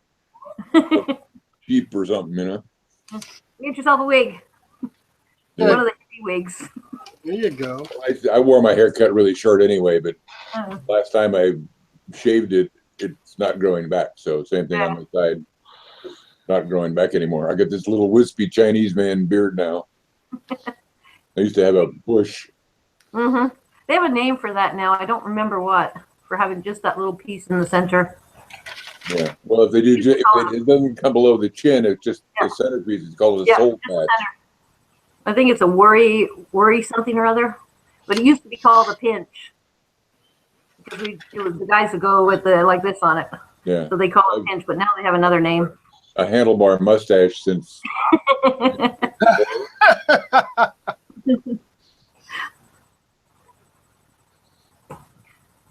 Oh, I got to take pictures. I did that yesterday. Yeah. Oh, Watching a cool 15-minute long video on people repurposing all kinds of weird shit, making furniture and lights and coat racks and stuff out of it. It's like there's a pretty cool ideas in here. Some scrap stuff that you can find, you know, making lights and chandeliers out of bicycle wheels and that's all crap you can pick up for nothing, for free. The materials are almost nothing. Yeah, I used to do that. It was fun. My whole house was decorated like that. Yeah. That'd be cheap. Something that I can actually sell, you know. So yeah. But right now, if you go in making lamps out of old iron pipes, you know, the old pipes they had in the houses, you can find those everywhere. People toss them away. But you can make lamps out of those with the old Edison light bulbs, which they sell now in the stores. They sell for $100 each. Yeah. Yeah. And that's just junk you can get for about $5, $6 and make your own. Yeah. So I'm just kind of getting an idea. Excuse me. What sort of tools I would need for that kind of stuff? You know, a little wire feed welder or something. And odds and ends and stuff. I have the mechanical skills, obviously, to do it since I was a mechanic and a contractor. So. Yeah. And I have a lot of the tools. And it's something, if you go with the smaller pieces, something you don't have to stand up too long and get yourself tired out. You can sit on the bench and fix it, build it. Yeah, I'm going to save this video. A lot of cool ideas in here. Yeah. Old broken sewing machines that they've turned into lamps and all kinds of really cool shit. Bent wrenches. Neat stuff. I watch those videos too because I love building all that stuff.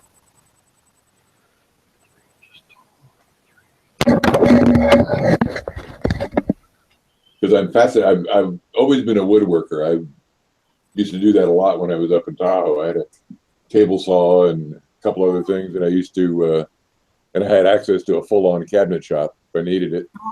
Yeah. And they built a lot of redwood decks up where I was and up in Tahoe. And I would scrounge all the cutoffs and stuff out of the scrap pile, all this beautiful clear heart redwood 2x6s stuff. Yeah. And I'd resaw them into 1x6s and make boxes and, you know, cabinets and towel bars and all kinds of cool stuff out of the redwood, you know? Yeah. It's becoming really in demand now. Anything that's shabby chic or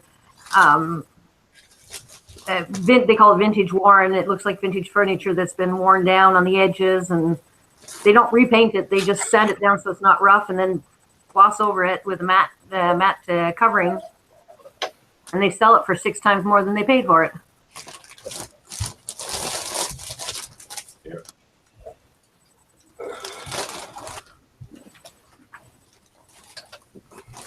It's really kind of funny. You look at a pile of junk and you see what you can make out of it. Other people just do the trash in the wind and want to throw it out, you know? Yeah. Yeah. That's the I'd take all side that of the stuff. road. Seriously thinking about trading in my 2014 Journey SUV and going back to a truck. Mm-hmm. All that shit around. So you can grab on the side of the road when you're passing by. Yeah. I've done that more than once. Made money from it. You like curb finds. Mm-hmm. I lost out on a wooden office chair the other day. I seen it out near somebody's trash, and I said, I'm going to go home and get my car and pick it up, and got back there, it was gone. Yeah. Somebody else got there really fast. Yeah, I picked up a little drop center, mid-century drop center dressing table kind of a thing. I missed somebody before me had just come and taken. It had a huge round mirror on the back, and they didn't take the case. They just took the mirror, and I was like, damn. If I'd gotten that, it'd been worth a whole lot more. But I got the drop center. It was a good. It had a little white overspray on it, but the veneer, you know, there's those rounded fronts and stuff like that. And the veneer was in excellent condition. So I just took some Zap wood finish restore and some triple aught steel wool and went over the whole thing, and got all the overspray off it. It looked gorgeous. I flipped that thing for $140, and I found it on a curb. Yeah. You can even get dressers, even if the drawers are missing, just rip out the fronts and turn them into shelving, or what do you call those, serving the things they put in the dining room to serve the plates and stuff on. Yeah. And you put the doors down below. Or console table, yeah. Yeah, a console table. You can put the doors down below, and suddenly you got a piece of furniture that used to be a dresser missing drawers. Time to take the dog out again. Okay. Are you sure? I asked her to store, and she pokes me in the side.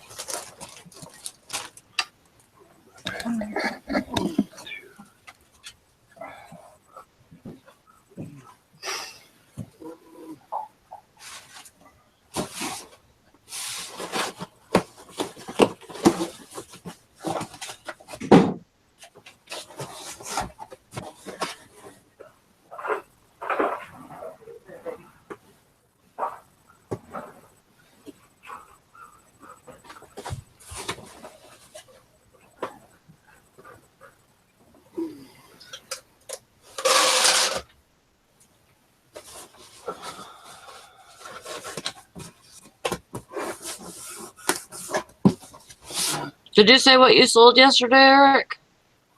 I sold a puppet, Oh. a Brow beer sign.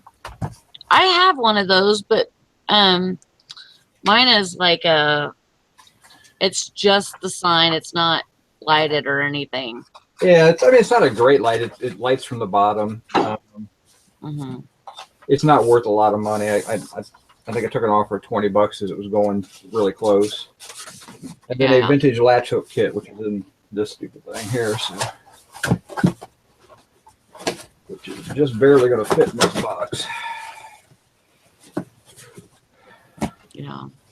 So I mean, not a huge amount. The puppet brought the most. The puppet was $30. I got 20 for the low and brow sign and 20 for this latch hook kit. And like I said, they're all part of auction buys that are already way paid for. So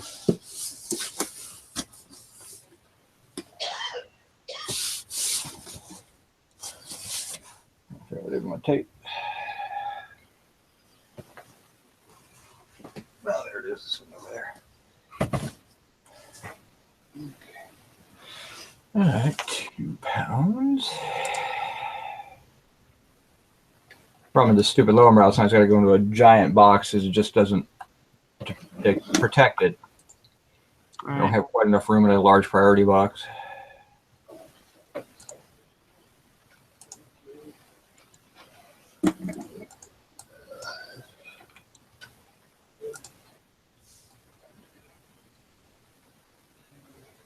Yeah, this is going one state over 2 pounds. It's actually shipping for $5.96. So That's pretty cheap. nice cheap shipping there.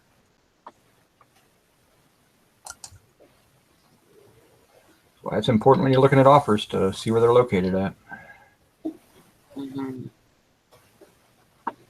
Yeah, California buyer, that would have been like $12. I couldn't have taken Right. what I took. Damn it.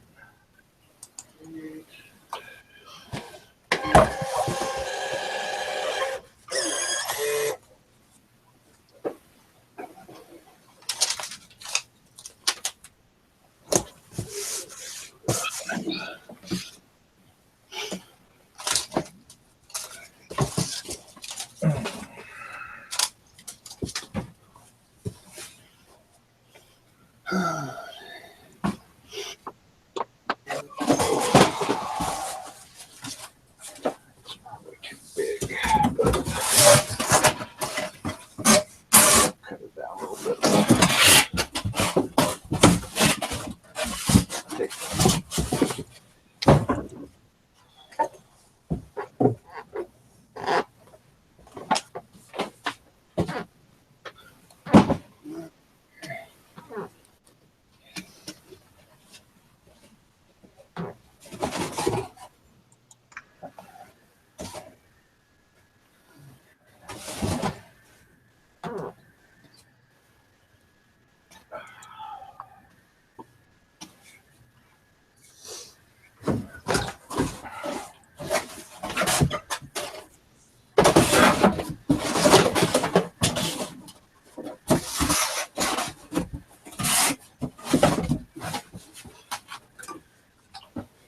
Sally, what are you gonna do today?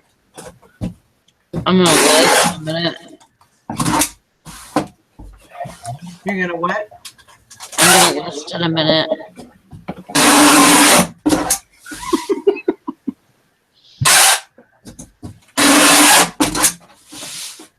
And as soon as she starts to talk, Eric does the tape. So working, hang on, I'm working.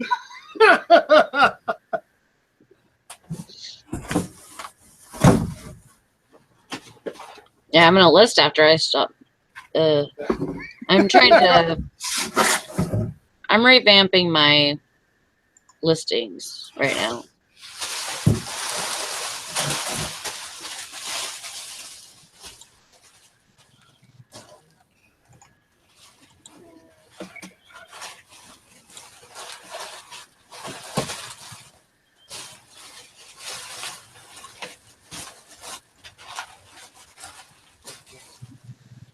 Yeah, as soon as I close the show at 10, I'm gonna pretty much already ready. I just do a couple of things, and then Yeah. the dogs have food and everything, and then I'm gonna head out. I also plan on doing a video. That'd be good. I don't know how to. You know how like when Dusty does a video where he'll go one place and then he'll turn off the camera and he'll continue it. Yeah, I don't know how he does that either. That's the YouTube video capture app on iPhone.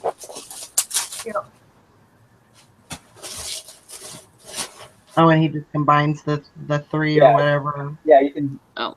When you get ready to do your upload in YouTube, because you're using their video app, you can actually it'll actually let you combine or delete sections if you need to.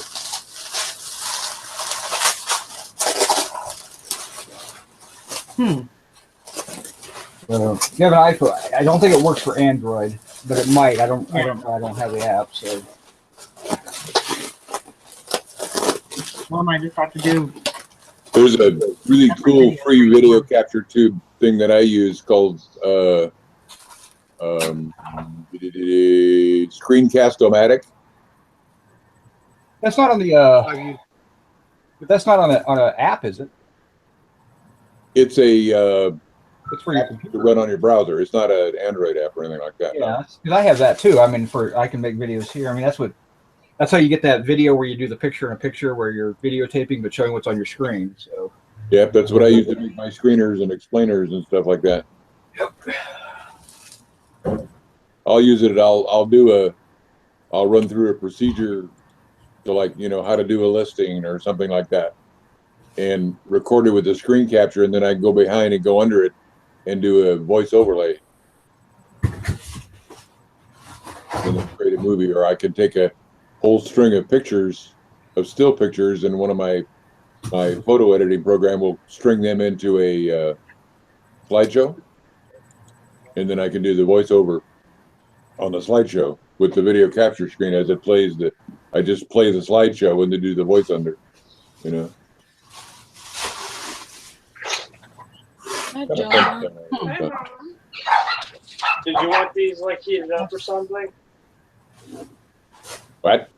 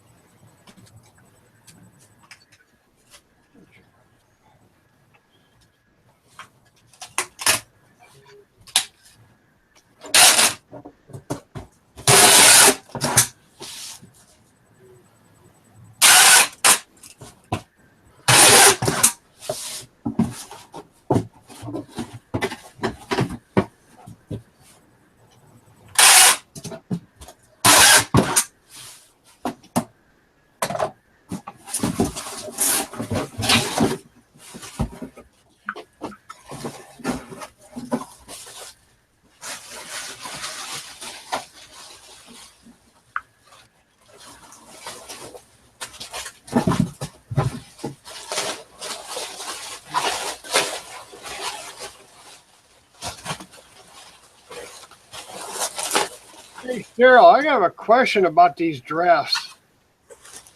Yeah. I went in there and I was working on a crystal last night, and I went in there and I saved it, no problem. I went back into the drafts to finish it a little bit ago.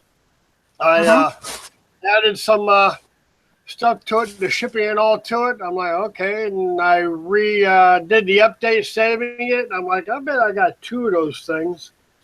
So I did it. I went back in to edit it, and I updated the quantity. I saved it, and now it's not in the drafts. Should be. Are you sure you didn't accidentally list it and not save it? I did the update listing, It should be in drafts. and I just went in there. It's not in there. Yeah. If it's not in your draft, it usually means it's listed then. Either listed or you accidentally deleted it. I hit the button there for complete the listing, and I went in there and did all the stuff and did the preview, and then I think I hit the go ahead. Huh? I'm just thinking if it might be, check the titles in your saved drafts, because if you change the title, it's going to have a second draft with that title on it. I didn't change the title. All I did was add the shipping to it, and then what did I do? Then I hit update the listing, or I actually hit the list the item, and then I realized I had 2 of them, and I went back in there and I edited it, and I added a quantity of 2. It should be I hit listed. the update listing, and it seemed like it disappeared when I did the update the quantity. Yeah, but you said you listed it? Yeah. That one would be listed. That wouldn't be as a draft. What happens is when you save drafts, like I have a draft saved pants. I'll use that, but when I change the title, it becomes a second draft. And the minute I list that, it disappears. But the one that said pants stays there. It won't stay. If you've listed it, it won't with it, the title. It'll go as a list, not as a draft. Oh, Yeah, better make sure you don't have two listings. Yeah. I would use, give me a second. I'm going to post it in the side there. What's it called again? The double listing thing? Yeah. oh no, it's not double listed because I haven't listed this item in a while. It's Dale Earnhardt crystal. Yeah, but even if you don't, keep a bookmark this thing I just put in the side chat. Every once in a while, run it and make sure you don't have double listings. Okay. I do it once a week because if you have double listings, you can get your account canceled. Yeah, I've been through that. They didn't cancel it, but they informed me that they canceled one of my listings because one got duplicated. Yeah. I'm like, oh, okay. I went in there. I'm like, well, yeah, sure enough, I duplicated it. Yeah. And they do pay attention. I listed something one time that I wasn't supposed to list. Within an hour of the listing, eBay called me. Wow. And said they're taking the listing down. I said, oops, sorry about that. Yeah, it's well, I know it's not dope. So you completed. Well, maybe it's in the. I didn't check that one. Yeah. Completed. It's not in the create. It's in the create. So,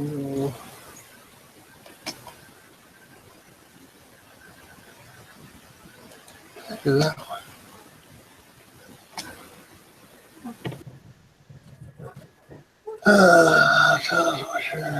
Good thing I talked about that. Yes. I read mine and I have something. It tells me I have a double listing. Yeah, for some stupid reason, this item left the. It left the drafts. Maybe I'll end up back in there sometime. Mm-hmm.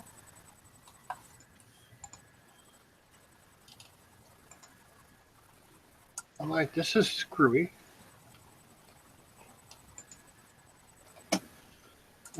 Okay. Interesting.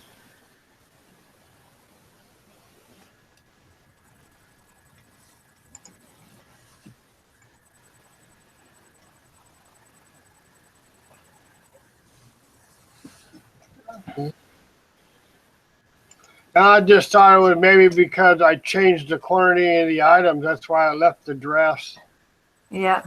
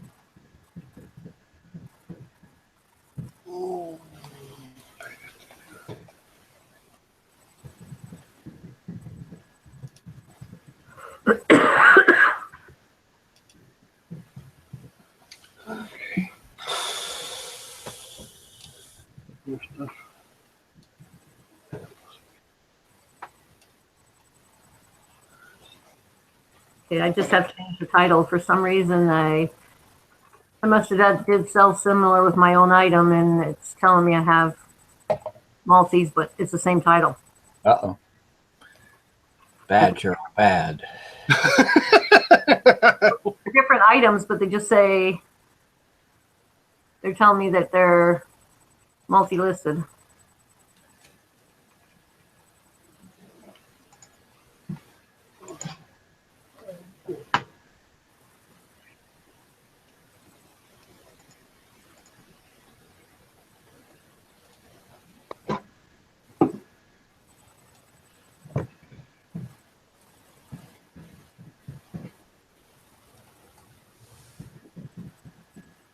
I'm just going to either add snowman or Santa or whatever.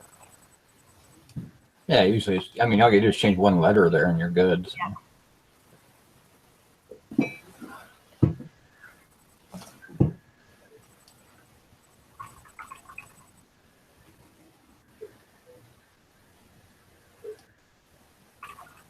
It was meant to be that he asked about that.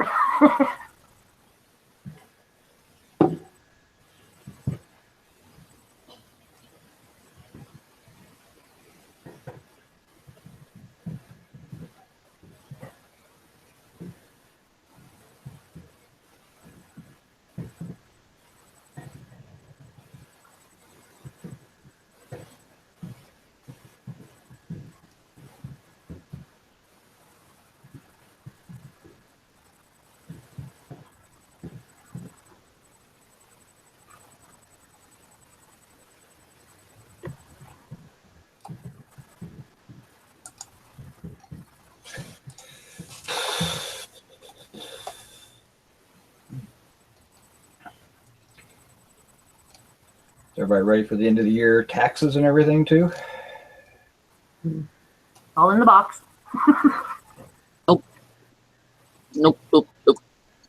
Nope. This will be my first time Are you doing my taxes. using something like GoDaddy or? I haven't. It's worth the $10 a month. Yep.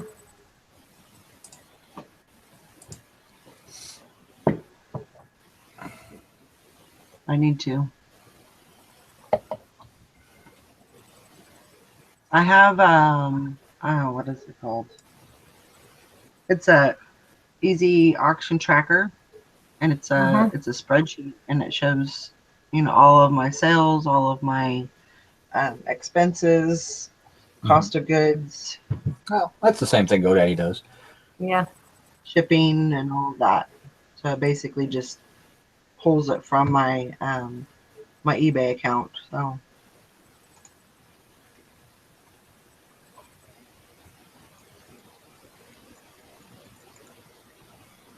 I just hope that that's sufficient. It usually is.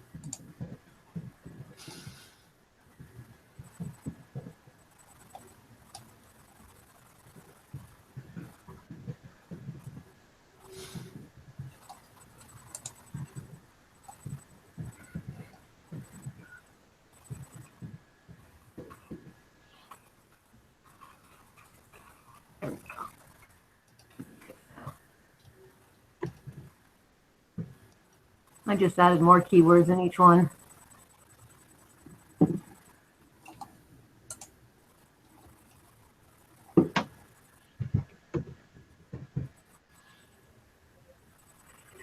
Let's see.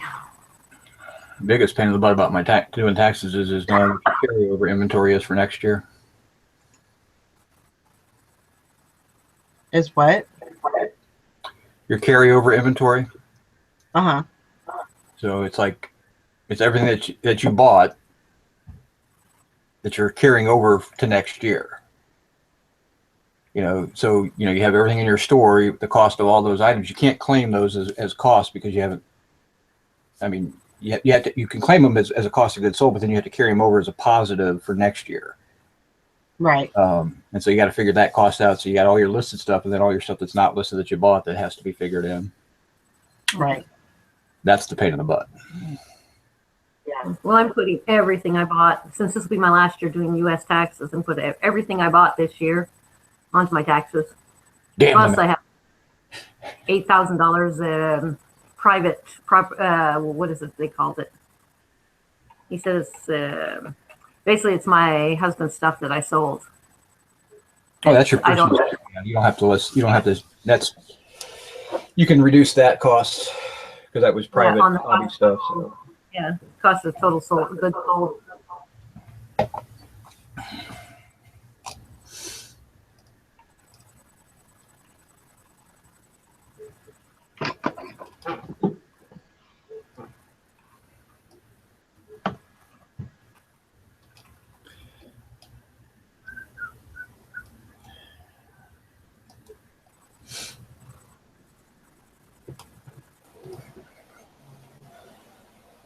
But he told me put everything you purchased, all your receipts and everything this year, since I'll be in Canada doing my taxes next year.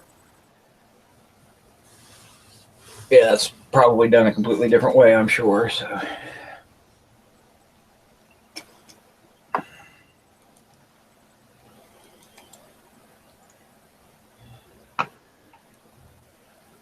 Ah, fixed. Thank you. I gotta thank Larry for that. What'd I do?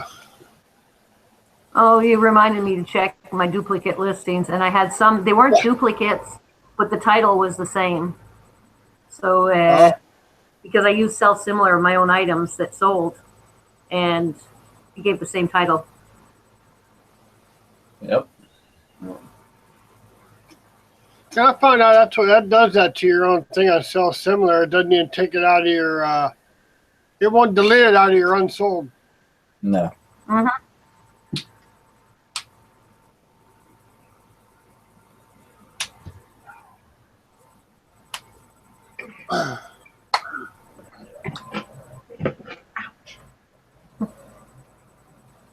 Scott Vilke is being a pain in the butt.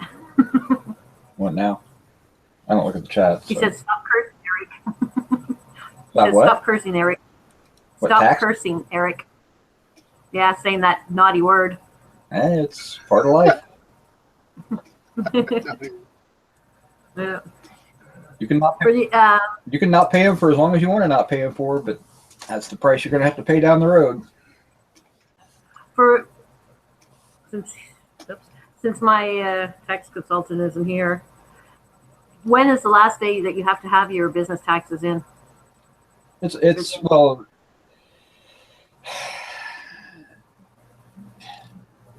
Are you filing as a business or are you filing as a sole proprietorship? Not business, personal tax. I mean, sorry.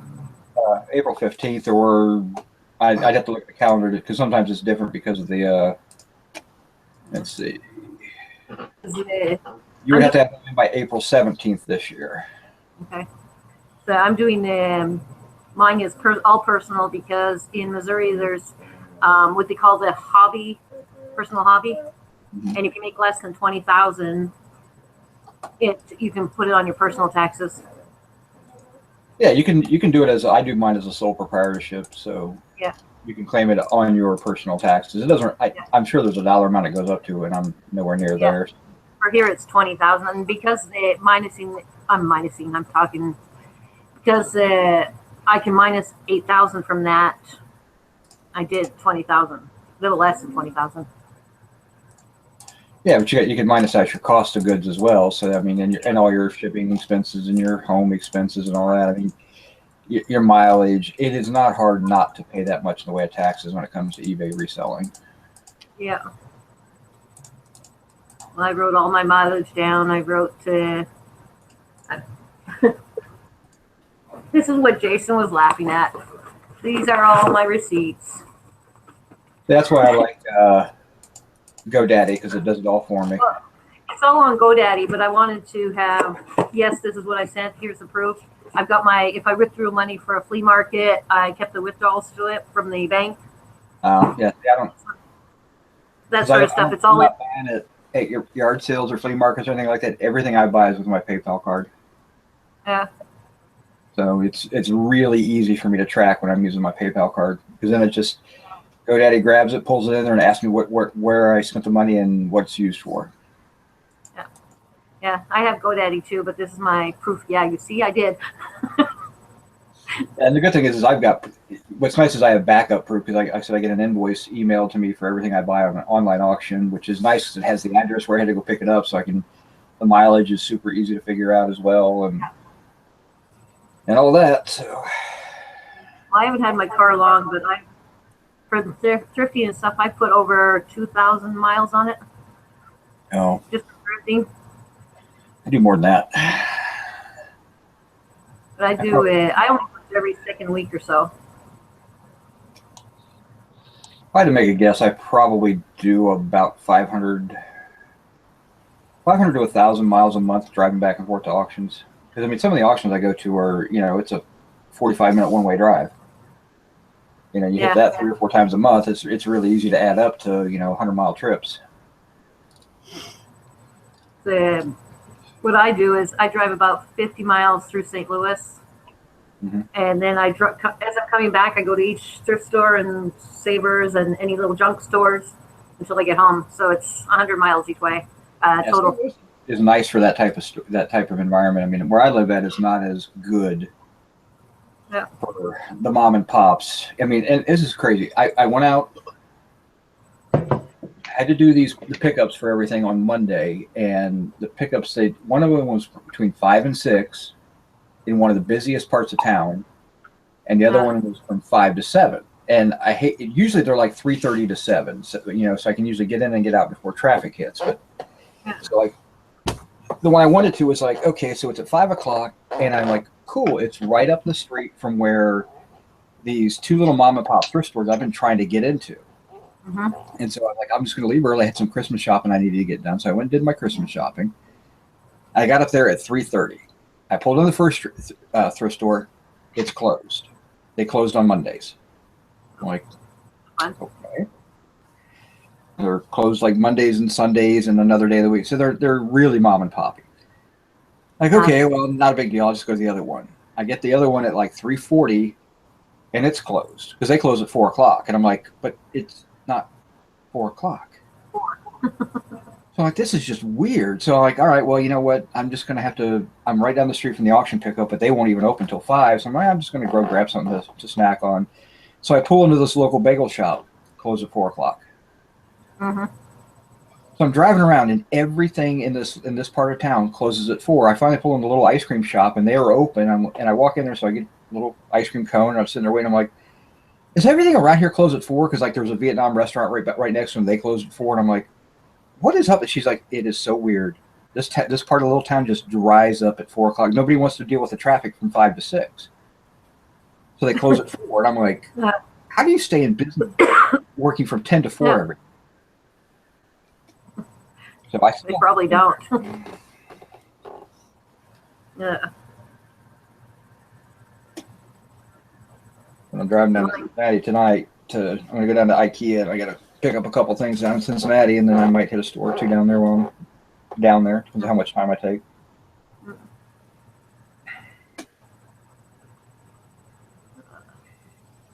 I was supposed to go today, but when I was checking the routes and stuff, there's 2 accidents, and then there's road work at one area where you have to do a big, gigantic detour. So I'm not going to spend an hour and a half, 2 hours on the highway just to get to where I want to go. I'll wait. At just one of the stores, I won't have much to list. My clothing store will be fine. Did you say you were going to be using a package broker for when you go back to Canada? Yep. Well, Allosops and Toronto Greenhouse, they all use brokers. So either area, if I decide to go to Montreal and live there, I can go through, check with Allosops all the info. And if I decide to go to Ottawa to live, I'll check with Toronto Greenhouse and see what his information is. Yeah, it wasn't very much. No, it was something like $3 a package, which is really cheap. Yeah, compared to Canadian shipping, I mean. Yeah. Yeah, Canadian shipping to ship to the U.S. would probably be about just small items like clothes, close to $20 each. Yeah, so I mean, you can build that into your. If you really want to build it in, you can just put it as a handling charge on top of a package you sell. So. Yeah. Really amazing how we can give China you know, packet shipping and everything, and they can ship stuff for $1. But Canada, who's right next door, we can't get a better rate for that. Yeah. That's Canadian prices though. But I think the cause is Canadian Postal Service is a gigantic business. It's not like US where it's government owned and everything's set in their little spots. Well, you remember the U.S. Post Office, while government backed, is not government owned. It's actually run as a private corporation. So. But the post office in Canada are privatized. Yeah. Some little store will buy a franchise to the post office and put it in the back of their store, and everything's done there. Yeah. So they make about $100,000 to $150,000 every time somebody buys a franchise for the post office. So ours, that's why the Canada Post makes a lot of money. But then they've got to make other money. So the post office, little personalized post offices make money. They have to charge higher. And their minimum salary is a lot higher. Canada's minimum salary starts at $11.37. Yeah. Yeah. Higher salary means higher prices. That's what happens. And when I was working in the post office, I was making about $15 an hour. So they raised the prices to pay the employees. They have this big meeting and say, well, we can't handle the employees because their salary is now $15 an hour. So the post office says, well, let's raise stamps from 47 cents up to 51 cents. I think it's now 57 or 59 for one stamp. I know our postal costs are going up a little bit. It's not much. Yeah. And our regular mail is, I think it's something, comes close to about $9 a pound. So when you're getting a couple pounds, you're paying $20 just to get a piece of clothing to ship it, and that's just in Canada. Yep. Please be quiet. Please be quiet. No, he wasn't quiet.